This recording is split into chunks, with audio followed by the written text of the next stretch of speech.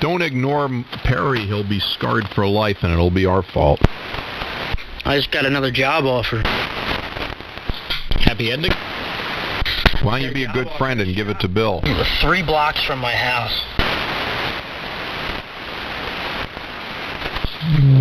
What, Bill lose his job too? Driving an ice cream truck, right? Yeah, right. Now working on cars, being a automotive diagnostic technician, an ATEC.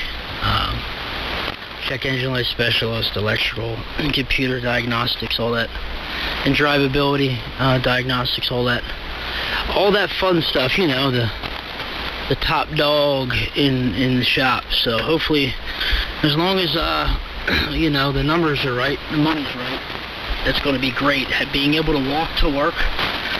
Can you imagine being able to walk to work? How great that would be. That would suck. I thought you just started a new job. I did, but that job's an hour drive either way. The money's not great. You know, I took the job because I needed a job. You know, I needed to make some money, and this is it's going to be a lot more money than what I'm making. And like I said, it's 5 hours away. So you're going to bail on them. Wow. Well, 3 blocks isn't too bad, but if they were like next door, that would be annoying because anytime you're homesick, someone would just wander over and knock on your door and go, oh, something's not working, we need your help. Or if you call in sick and then you leave, they go, oh, you saw you called in sick, but your car was gone. Yeah, right. That's funny. I'm not really the type to call in that much, but no, I get what you're saying, Blaine. Yeah, you call out. We're like the one day I would try to play hooky and like go to a hand fest or something because this place won't have to work Saturdays. So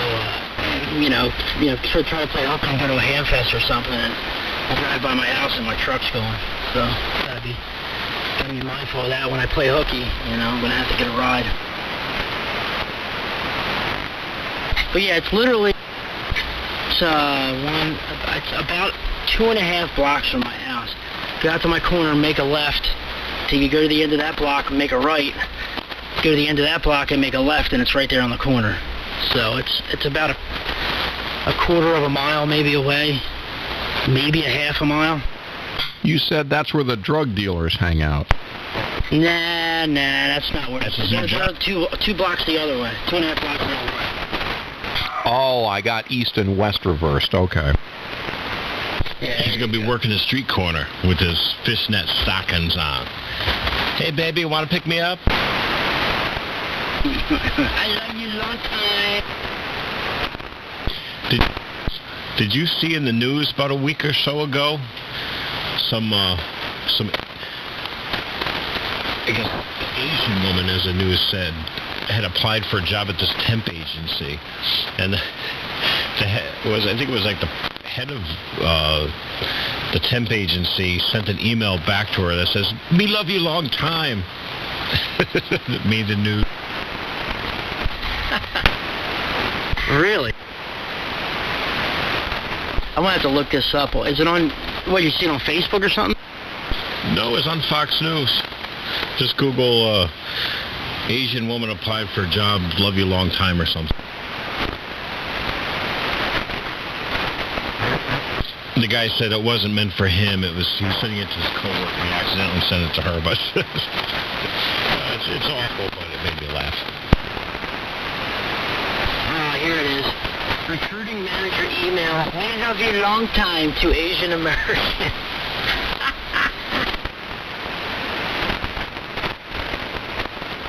Job recruiter accidentally sends racist email to Asian American female job candidate. Oh, that's awesome.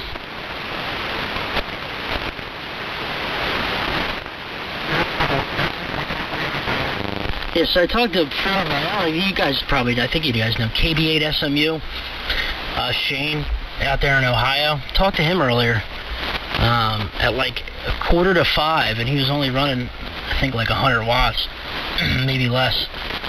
And I'm here, no problem. Band's great today.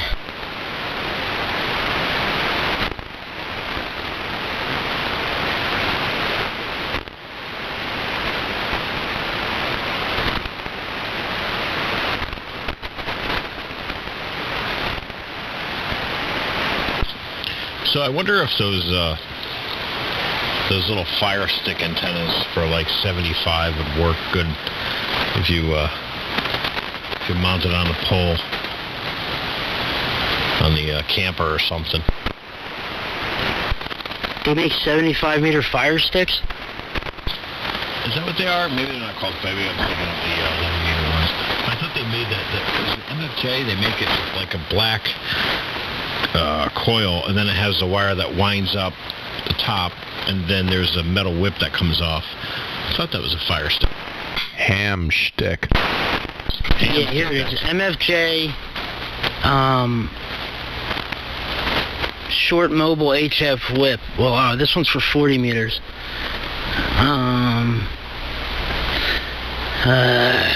Keep hitting the wrong thing. But yeah, I think it's probably just another model of that same antenna. No, Clark had it right. It's a ham stick. Well, there you go. See that? With age comes wisdom sometimes. Yeah, here it is. MFJ 1575T. 75-meter HF ham stick style mobile antenna. It does look I was like thinking a if Fire you took Stick. two of them Like a 102-inch whip on the top. and then fed them with open wire feed line. Well, you could feed them with coax. You just have to tune each end. You just stick it up as high as you can. It would be kind of directional, though. It'd probably have weird lobes.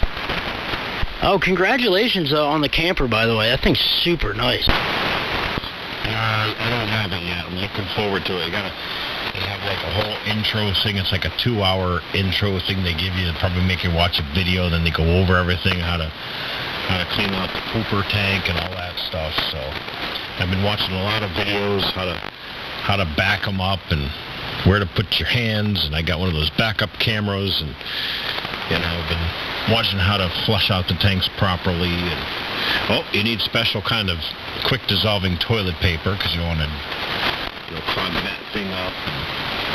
I got to get power adapters, maybe some kind of filter. I got to get a pressure, water pressure. What do you call them? Limiters, regulator. Got to get one of those, and we're looking forward to taking a trip. Maybe I'll never come back. And that's what's great about ham radio. If I want to go somewhere, I just think of all my ham radio friends and go, who can I go pester first, There you go. Just make a trip down the East Coast, stopping at everybody's TTH and bothering them. I got a big enough yard. You can park right here on the side. That's awesome, though, man. They go through all that stuff, and give you like that little intro to it and show you how to use everything. I mean, I can imagine you spending a pretty good penny on it. So you would think that they would, or at least hope that they would, include something like that. It seems like a lot of people are getting campers lately. A lot of people I know have been getting, decent sized campers like that. We had one when I was a kid. We had one down right outside of Seattle City. My father had one, but it was stationary. It didn't move anywhere. It was in a trailer park down there right outside of Seattle City, and it'd been there already for years, and it wasn't movable really. I guess if you wanted to, he could have made it movable, but it had like a permanent deck built off of it, and a sunroom, and I guess they call them a Florida room, and but you see a lot of people with them, that are people that have them and drive around with them, which is cool. And that thing's big too, man. You can fit you have a lot of, plenty of room, and with that, and obviously it has the, like the rooms, like the living room slides out and stuff like that, right? Oh yeah, yep, yeah. It's got the 2-seater, and that slides back, so that expands up the living space. Those also convert to beds. It comes with a 32-inch flat screen microwave oven, stovetop, regular oven, sink. It's got a shower, a toilet. I ain't sleeping in no tent. I'll tell you that. That's the way I look at it, especially with, and I've talked to you about before, is, between the girlfriend and her son having asthma and allergies, it makes it so much easier that, the comfort level is going to be there for them because they know they're not going into a mildew-ridden place. The thing's new. It's clean. You're basically taking all your fun stuff and taking it with you when you travel. So you could bring laptops, you could bring your ham radio, whatever you want to do. Your gaming console, hook up to the TV. It's got a little TV antenna on it for all the local channels. So when you get on site, you just scan with your TV and pick up the local station. So it's kind of cool. I'm looking forward to it. So looking forward to a couple years from now when the kids are old enough that they don't want to go with us anymore because it was like, you guys are so stupid, I'm not going with you. And I'll be like, yes. Then we can go by ourselves. Don't you have a Flex, don't you? So you could remote, right? I thought about that. Rather than putting all the effort into, putting up an antenna and having to mount the radio in there, although having a receiver would be nice, but I could just, all the campgrounds have Wi-Fi, and actually, this camper, if I want to pay for it through my AT&T account, I could get a 4G hotspot. It's a little thing you put in the camper, and I'm like, do I want to spend the extra money on that? But yeah, I could just stream the web SDRs and listen to you guys. Why do I need to put a radio in there for? Well, yeah, and plus you'd be, if you, remote and you could use the, I don't know if you want to use the amplifier when you're not there, or, or remote, the E-rig with Steve's, does Steve remote his E-rig? All the time. He pretty much anything that he wants to.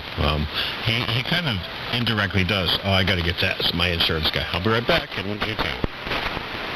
Yeah, I thought so. I thought that's what he does all the time. He remotes mostly as his E-rig, but I know he had.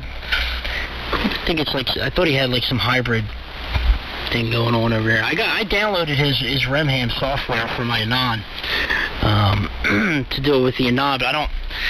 I can figure out how to hook it up, and Mike, FEF, helped me out a little bit.